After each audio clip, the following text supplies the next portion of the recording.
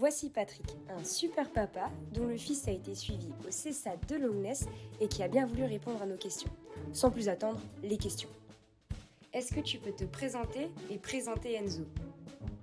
Alors, je m'appelle Patrick Niansa, je suis le papa d'Enzo qui souffre d'un trouble de dyslexique et dysphasie légère.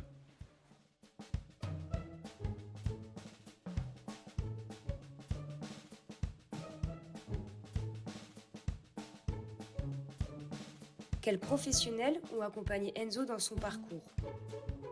Il a fait beaucoup d'orthophonie, pas des orthophonistes, des psychologues, des ergots, des psychomotriciennes et ainsi que des docteurs spécialisés dans les 10.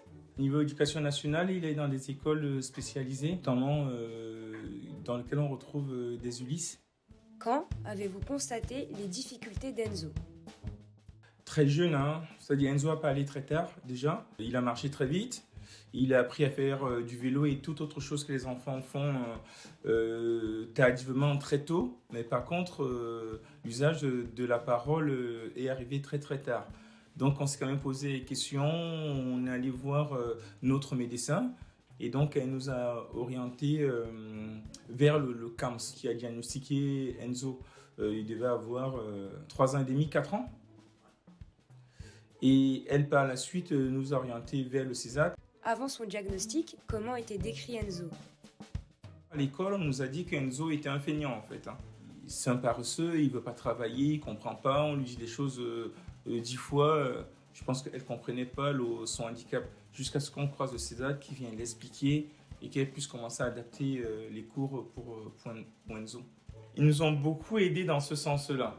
Que ça soit au niveau déjà de la compréhension du handicap, hein, comment est-ce que ça fonctionne, comment est-ce qu'il perçoit les choses, ça on en a besoin aussi pour pouvoir avancer en fait. C'est-à-dire comment est-ce que nous on se met face à lui, comment est-ce qu'on gère ses frustrations, comment est-ce qu'on gère ses colères, comment est-ce qu'on gère voilà, beaucoup de choses de tous ces facteurs-là. Et puis comment est-ce que nous, si on décode et qu'on communique avec lui, donc c'est par des réunions, des échanges avec le CESAD, accompagner Enzo, que ce soit à l'école, dans les devoirs à la maison et dans sa vie de tous les jours.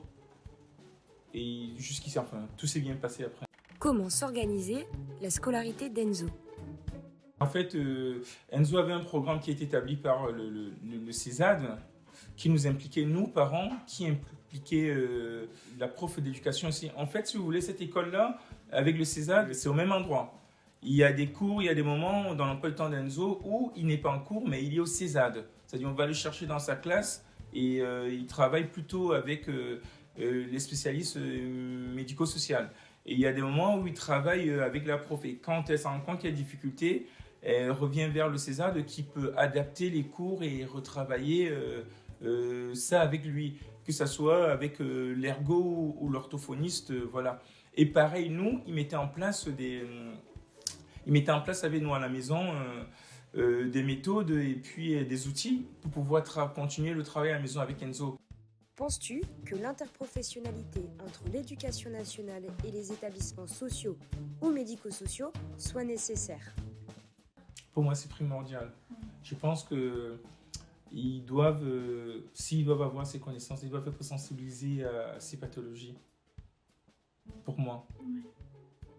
Et comme ça, face à cette situation-là, un enfant dans ce cas-là, ils pourront le diagnostiquer eux-mêmes assez rapidement, ou ils pourront s'adapter ou comprendre en fait, et pas dire t'es paresseux, tu veux pas travailler. Et moi je pense qu'on ne doit même pas se limiter qu'à ça, qu'à l'éducation nationale. Je vais dire, on est dysphasique, on est dyslexique, on est dyspraxique, c'est pas des échelles pareilles. D'où l'importance de pouvoir aussi accompagner, que ce soit les profs ou les parents, pour pouvoir adapter les outils de l'éducation pour que les enfants puissent se retrouver. Donc moi je pense que cette adaptation-là était très très importante. Il y avait des moments où Enzo il stagnait, il fallait aller rechercher les nouveaux outils pour qu'il puisse passer un cap. Quels étaient vos sentiments au fil de l'accompagnement d'Enzo? S'il faut dire avant, je vais dire incompréhension, perdue, colère. S'il faut dire pendant, Je vais dire espoir, renaissance. Et puis si on dit aujourd'hui, ben, je vais dire victoire, réussite. Quand on va voir les profs pendant les réunions MDPH, ben, ils nous disent qu'il est bien intégré, que ce soit dans la classe, dans la cour de récréation, en atelier. Enzo, il va passer le brevet en fin d'année. C'est top. Après qu'il est pas, il va le passer. C'est déjà une victoire. En parlant d'avenir, tu veux faire quoi plus tard, Enzo? Pompier, mais je sais pas encore. J'avais encore une deuxième option. Ouais. C'était aide à la personne. Super, super.